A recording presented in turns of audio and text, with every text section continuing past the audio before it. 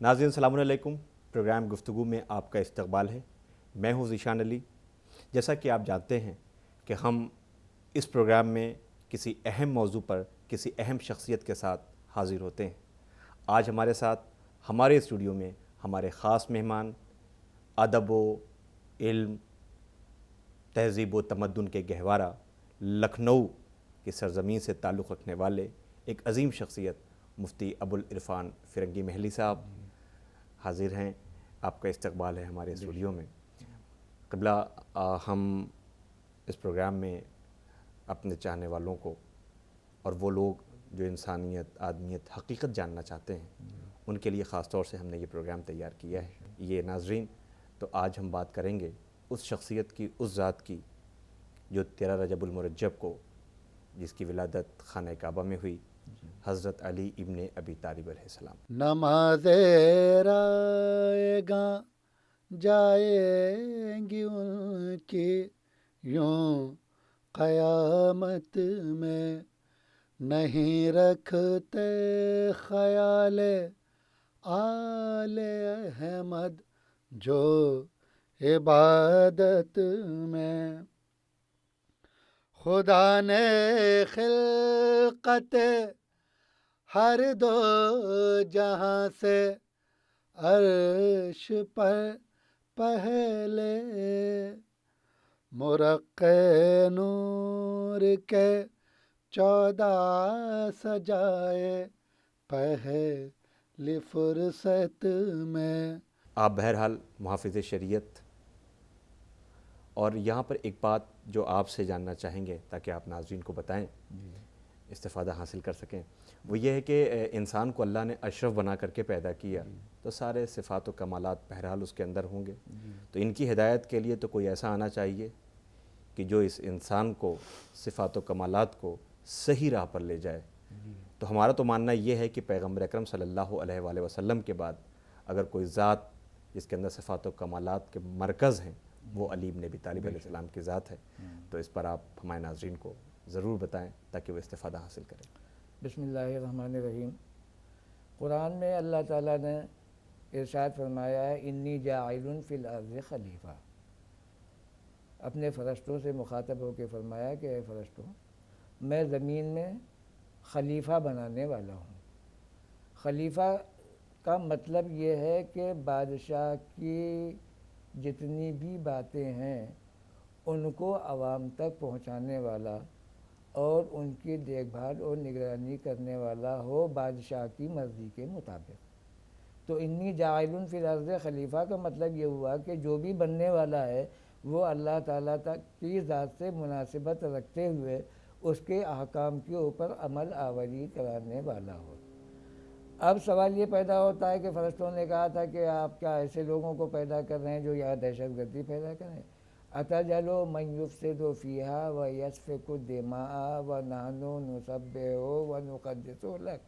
فرشتوں نے کہا کہ کیا آپ زمین میں دہشت گردی پھیلانے والوں کو پیدا کرنے والے ہیں جو آپس میں ایک دوسرے کا خون بہائیں گے اور ایک دوسرے کے قتل و غارت گری کا باعث بنیں گے؟ کیا ہم آپ کی عبادت کے لیے کافی نہیں ہیں؟ تو فرماتے ہیں انی اعلم ما لا تعلمون، جو میں جانتا ہوں وہ تم نہیں جانتے۔ اب جو میں نہیں جانتا ہوں تم نہیں جانتے، اس کا مطلب تو خدا ہی جانے۔ لیکن ڈائریکٹ انہوں نے یہ نہیں کہا کہ نہیں ہم تم سے اچھی عبادت کرنے والا پیدا کر رہے ہیں۔ جی، اس کا مقصد اس نے تو سوال کیا تھا عبادت کرنے والا ہم سے بڑھ کر کے کوئی عبادت کرنے والا نہیں ہے، تو اللہ تعالیٰ فرماتا کہ نہیں تم سے بڑھ کر کے عبادت کرنے والا ہم پیدا کر رہے ہیں۔ اللہ تعالیٰ نے یہ نہیں فرمایا انی اعلم ما لا تعلمون، جو میں جانتا ہوں وہ تم نہیں جانتے۔ اب دوسری بات یہ کہ آدم کو پیدا کیا، خلیفہ بنایا۔ خلافت کے لیے کیا ضروری ہے؟ خلافت کے لیے علم کا ہونا ضروری ہے، اور وہ علم جو بادشاہ کی طرف سے دیا گیا ہو اسی علم کو پھیلانے کے لیے اسی کے مطابق کام کرنا خلافت ہے۔ تو اللہ تعالیٰ وتقدر ارشاد فرماتا ہے وَعَلَّمَ آدَمَ الْأَسْمَاءَ كُلَّهَا، اللہ تعالیٰ نے آدم کو تمام نام سکھائے، ناموں کا علم دیا۔ اب یہ مدعا الگ سے ہے کہ وہ علم کیسے دیا گیا، جی وہ مدعا الگ سے ہے کہ آدم نے علم کیسے حاصل کیا اور وہ علم ان کو کیسے سکھایا گیا، لیکن بہرحال آدم کو علم دیا گیا اور اللہ تعالیٰ نے فرشتوں سے کہا کہ یہ چیزیں ہیں، ان کو بتاؤ کہ یہ کیا کیا ہیں، وہ تو نہیں بتا سکے۔ حضرت آدم سے پوچھا گیا تو انہوں نے سنا دیا، انہوں نے کہا یہ ہے خلیفہ، تمہارے اندر کوئی خلیفہ ہونے کی صلاحیت نہیں رکھ سکتا، یہ آدم ہے، اس کو ہم نے علم دیا ہے، یہ ہمارے علم کے اعتبار سے کائنات میں حکومت کرے گا۔ تو یہ سلسلہ خلافت کا ہے۔ آج ہم کو یہ سوچنا ہے کہ ہماری حقیقت کیا ہے، ہم کو اپنی حقیقت کے اوپر نظر ڈالنا پڑے گا۔ من عرف نفسہ فقد عرف ربہ، جس نے بھی اپنی ذات کو پہچانا، اپنے نفس کو پہچانا، اس نے اپنے رب کو پہچانا۔ تو آج ہمارے لیے سامنے جو یہ ماحول دہشت گردی کا پھیلا ہوا ہے، یہ بدماشیاں بڑھ رہی ہیں، یہ غنڈہ گردیاں بڑھ رہی ہیں، اس کو سوچنا پڑے گا کہ ہمارا مقصد کیا یہی ہے یا وہ ہے جس کے اوپر فرشتوں نے اعتراض کیا تھا۔ تو علم کا مقصد جو ہے وہ اللہ تعالیٰ کا علم حاصل کر کے اللہ کی مخلوق کے ساتھ بھلائی کا۔ تو حضرت آدم سے لے کر کے حضرت عیسیٰ تک کے وہی خلافت چلی۔ ہر آدمی، ہر پیغمبر جو تھا وہ گویا کہ اللہ کا تعالیٰ کی طرف سے خلافت کا علمبردار بن کر کے آیا، لیکن وہ خلافت پوری نہیں ہوئی۔ اب نبی آخر الزمان صلی اللہ علیہ وسلم تشریف لائے، گویا کہ یہ خلیفہ اکمل تھے۔ کیوں؟ حضرت آدم کو تو کچھ چیزوں کا علم دیا گیا۔ جی یہاں پہ بس یہ چاہیں گے کہ اکمل تھوڑا سا ہمارے ناظرین کو وہی میں کہہ رہا ہوں، حضرت آدم کو محدود کائنات دی گئی تھی، اور جس وقت حضرت آدم تھے، آدم کے بعد حوا پیدا ہوئیں، تو علم ان کے پاس کہاں ہوا؟ جتنا موجود تھا اس وقت کے اعتبار سے اتنا ہی ان کو علم دیا گیا، اور بعد میں جتنی ان کو ضرورت پڑی اپنی حد بندی کے اندر ان کو علم دیا گیا۔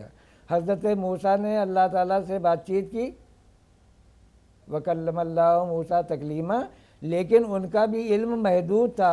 ایک مرتبہ حضرت موسیٰ یہ دعویٰ کر رہے ہیں کہ میں بہت بڑا عالم ہوں، اللہ تعالیٰ نے کہا جا کے خضر سے بات کرو تب تم کو معلوم ہوگا تمہارے پاس کتنا علم ہے۔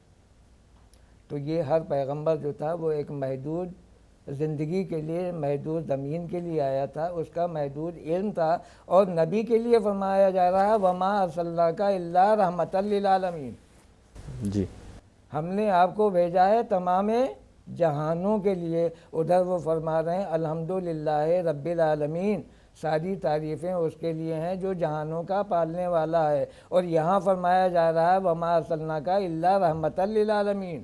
اب جن جہانوں کا رب اللہ ہے انہی کے لیے رحمت کا سبب رحمت للعالمین ہے۔ تو ظاہر ہے کہ جب عالمین کی رحمت بن کے آئے ہیں تو کیا عالمین کا علم نہیں ہوگا انہیں؟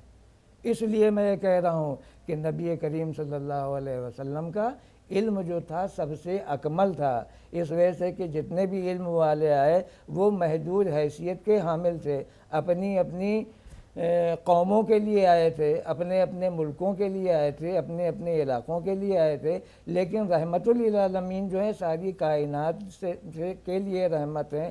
اگر رحمت للعالمین نہیں ہوتے تو کائنات کا وجود نہیں آتا، لہذا کائنات کا وجود جو ہے وہ رحمت للعالمین کا سبب ہے، اور کائنات کا اختتام بھی نبی صلی اللہ علیہ وسلم کی رحمت کے ساتھ ہی ہوگا۔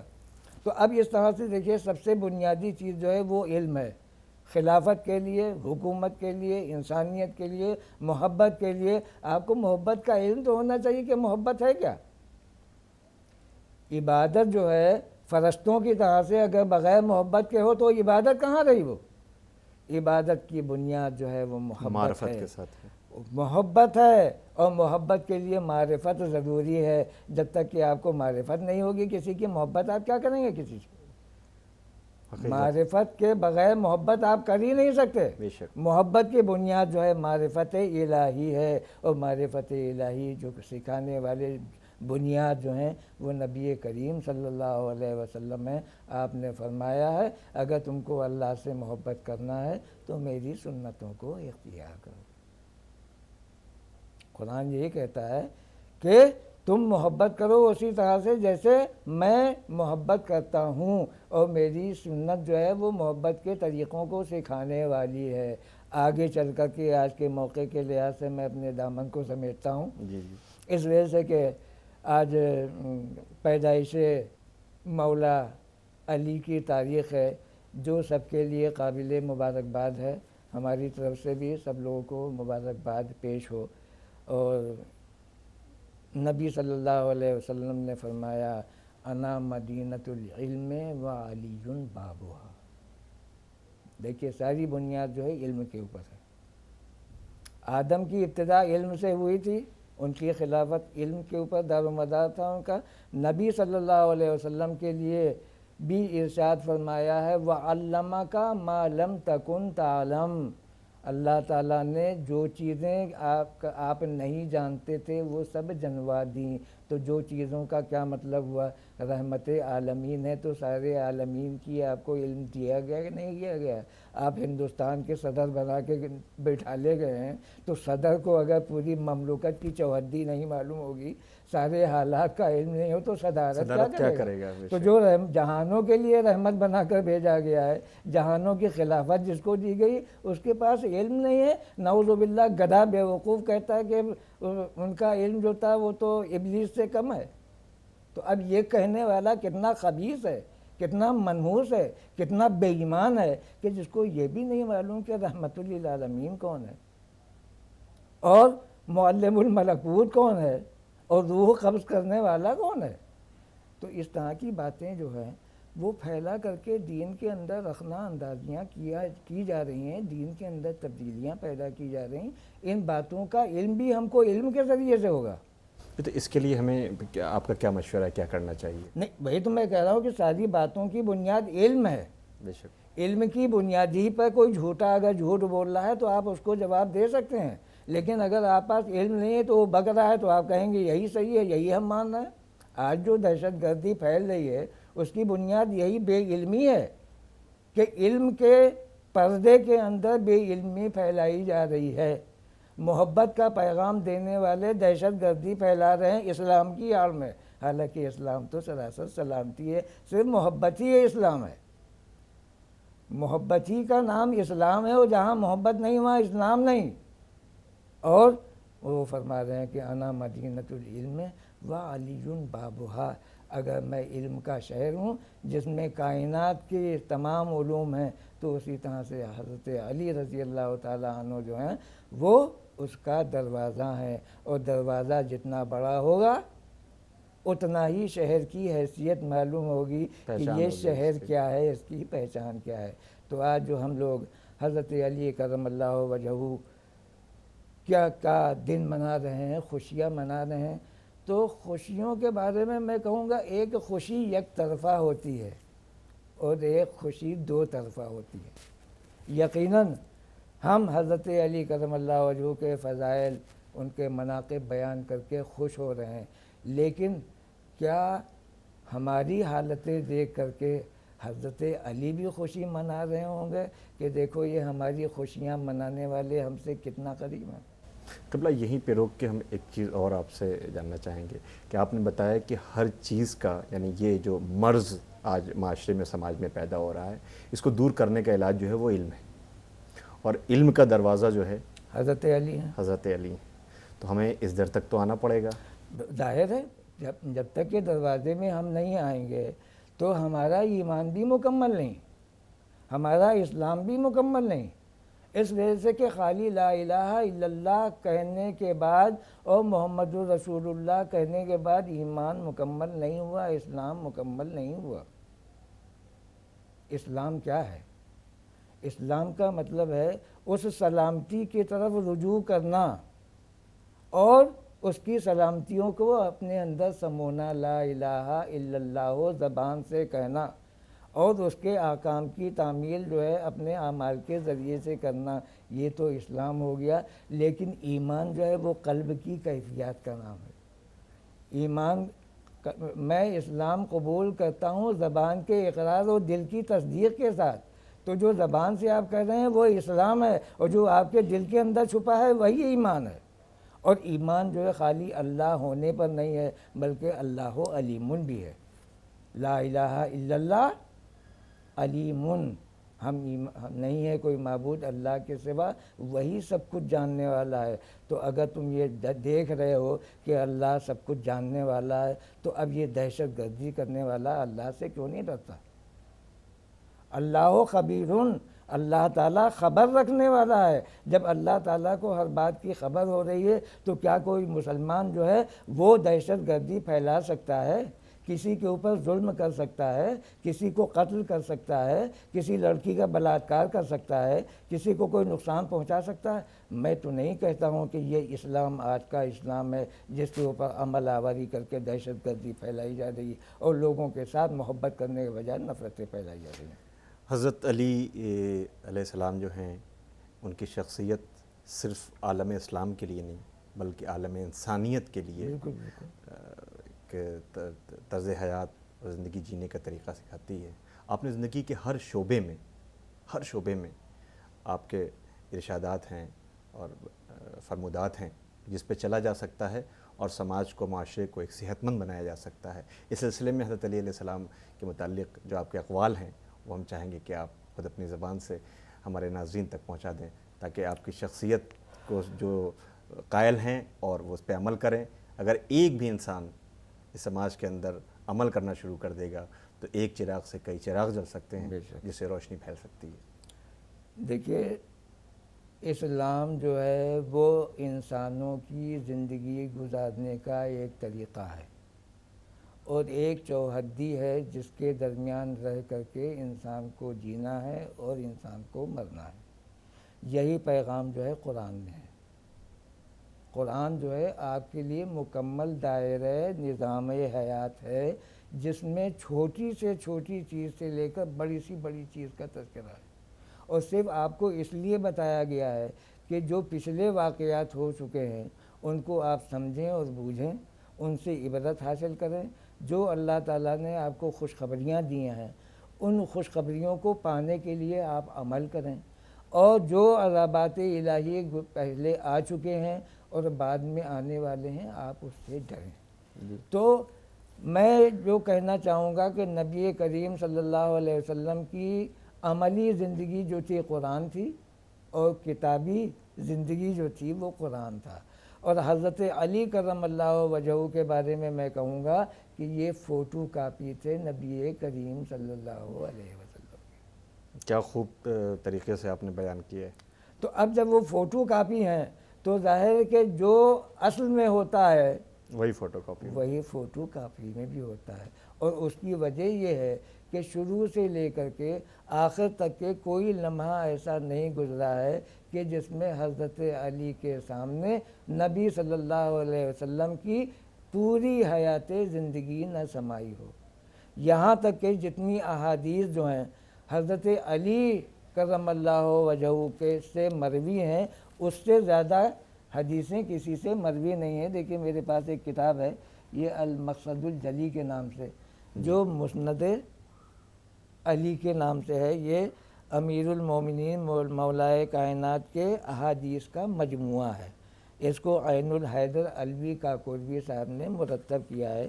اس میں جتنے بھی مضامین ہیں ہماری زندگی سے جتنا بھی تعلق ہے، کتاب الاخلاق ہے، یعنی مطلب زندگی کے ہر زندگی کا کوئی گوشہ ایسا نہیں ہے جس میں انہوں نے اس کا تذکرہ نہ کیا ہو اور حدیث نبوی حضرت علی سے مروی نہ ہو.